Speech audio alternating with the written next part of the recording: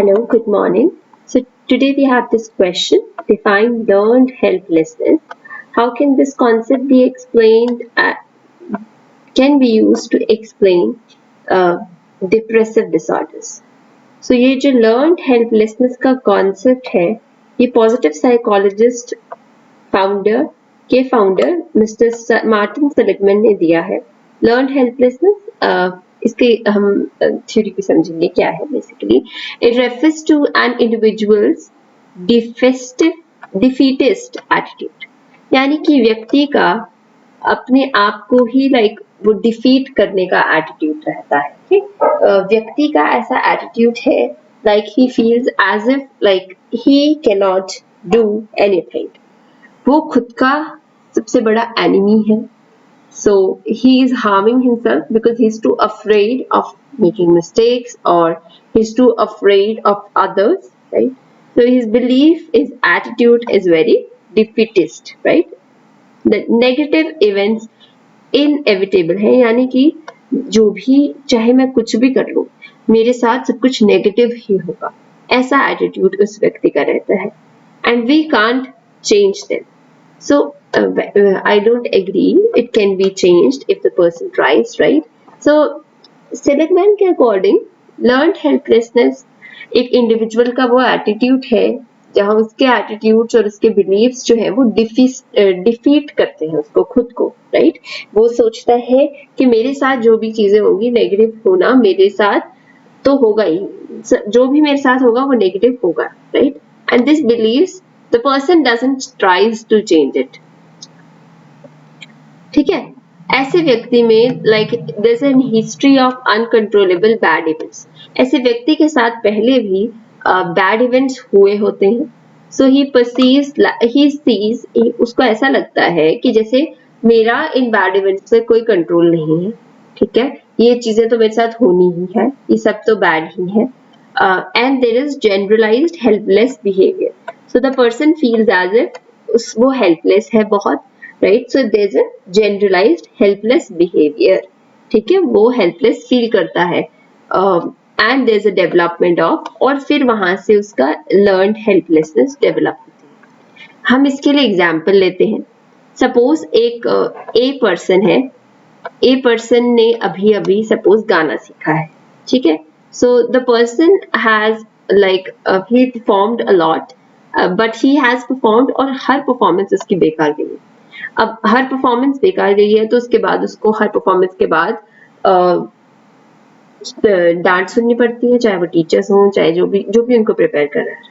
Now the person will think, so there's an history of bad events, right? Uncontrollable है, उसको ऐसा लगता है मेरी एंजाइटी मेरे से कंट्रोल ही नहीं हो रही है. ठीक है, जो स्टेज फियर का वो उससे कंट्रोल नहीं है. Then he परसीव्स कि उसका इस चीज पे कोई कंट्रोल है ही नहीं.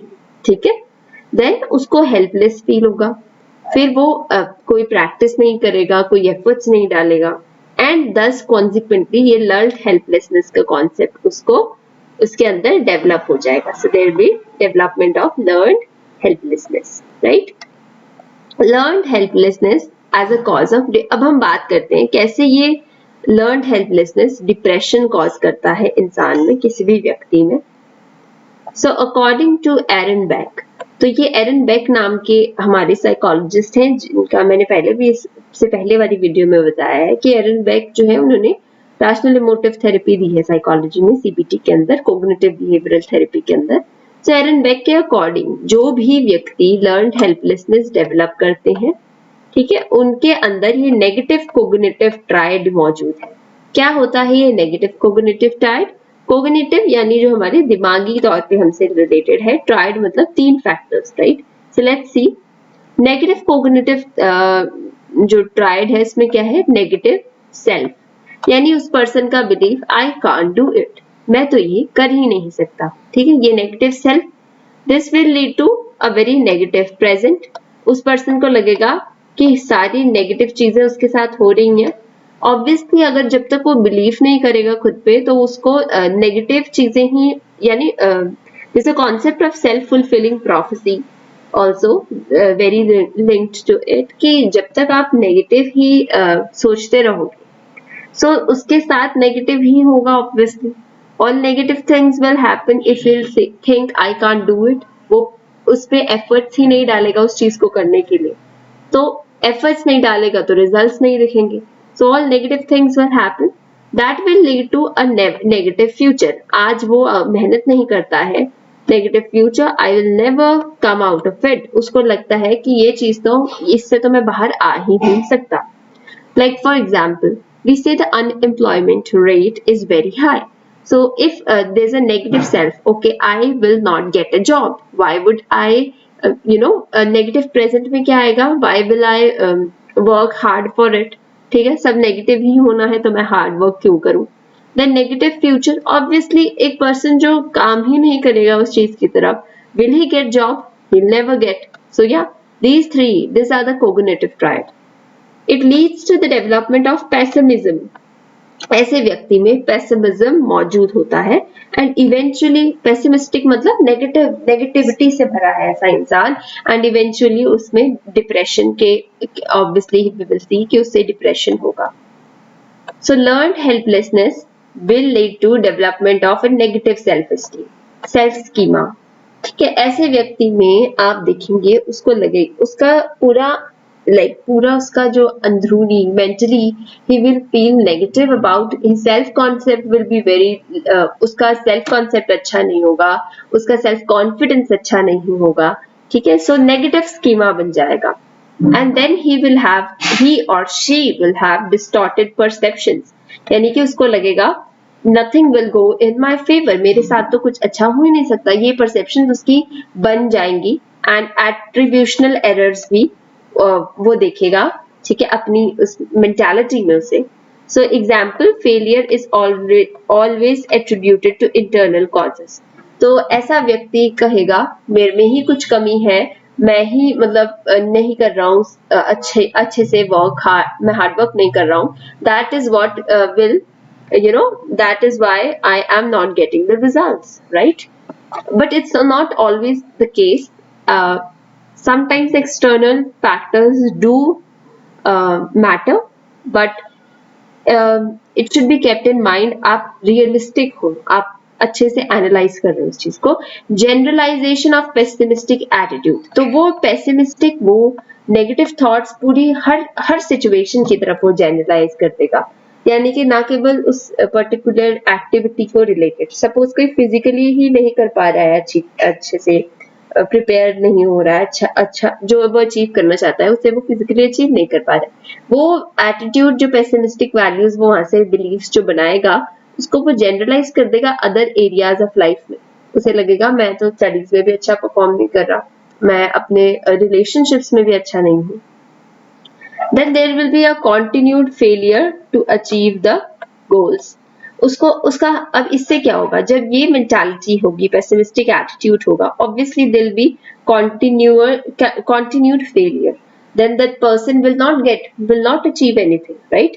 And then strengthens and negative maladaptiveness beliefs. Maladaptive belief बनते जाएंगे, negative attitudes strong होते जाएंगे. Consequently, as a result, depression उस person को होगा, right? So people suffering from, I will not say suffering, the people who have learnt about, they believe in learned helplessness fall prey to self-fulfilling prophecy. As I've already told you, ये concept आना ही आना है. Like self-fulfilling prophecy is they stop putting in efforts to overcome their position, right? So this give them their given to their fate, and then failures perpetuate. Very simply I'll explain. Learned helplessness अगर किसी व्यक्ति में है, उसकी self fulfilling prophecy, यानी वो खुद को मनवा चुका है, जो वो कह रहा है कि मैं जानता हूँ सत्य क्या है. ये उसका आज का सेल्फ कह रहा है उससे कि इवन इफ वो एफर्ट्स पुट कर दे उससे कुछ नहीं होगा. तो अब ऐसा व्यक्ति जब मेंटालिटी उसकी ये होगी, he will stop putting in efforts. ऐसा व्यक्ति काम ही करना उसमें एफर्ट्स जान क्यों डालेगा, right? To overcome there position, अपनी उस पोजीशन से ऊपर उठने के लिए वो काम ही नहीं करेगा और अपने फेट पे, किस्मत पे छोड़ देगा चीजों को. सो फेलियर विल डेफिनेटली परपेचुएट, जो उसके लिए वर्क नहीं करेगा ऑब्वियसली वो फेल होगा, and ultimately it will lead to depression.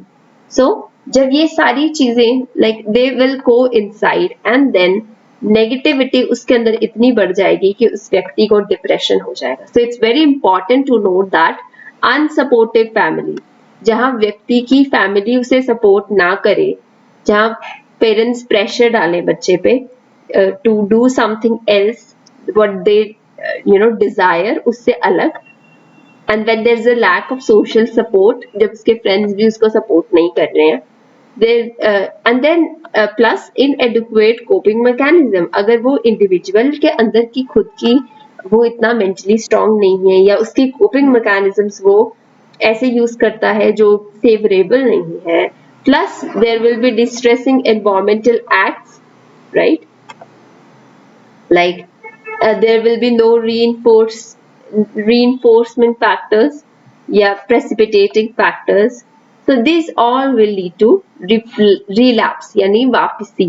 तो डिप्रेसिव एपिसोड्स वापस आएंगे. पेरेंट्स कह रहे हैं कि तुम तो इतने सालों से मेहनत कर रहे हो, तुम्हारा तो कुछ हो ही नहीं रहा है, या अगर वो व्यक्ति खुद ही नहीं फील कर रहा है, को अच्छे से नहीं कर पा रहा है किसी स्ट्रेसफुल सिचुएशन से, राइट, अगर उसके फ्रेंड्स उसे सपोर्ट नहीं कर रहे, तो और कोई किसी भी प्रकार का उसे इंसेंटिव यानी पर्क्स या फिर कोई रीइंफोर्समेंट नहीं मिल रही है उस काम को करने से, obviously depression, he will fall prey to depression, ऐसा व्यक्ति डिप्रेस्ड फील करेगा, right. Then is cognitive. I have already told about this also in previous videos. Cognitive behavioral therapy by Aaron Beck and rational emotive therapy by Albert Ellis have been proven to be successful in overcoming the maladaptive thoughts, negative thoughts. I will definitely suggest to every aspirant who is preparing to read about these therapies, cognitive behavioral therapy, and rational emotive therapy, to be very specific. This therapies can be, this can be very fruitful to every person who is dealing with all negative thoughts, right? So this have been proven to be, जो ये दोनों therapy की अगर हम बात करें RET या CBT की, तो ये ओवरकम करने में हेल्प करते हैं मैलअडैप्टिव और नेगेटिव थॉट्स को. RET is rational emotive therapy and CBT is cognitive behavioural therapy, right. So these are very helpful in solving the problem of learned helplessness as well as depression को cure करने में भी these can help. So that's it for today. Thank you.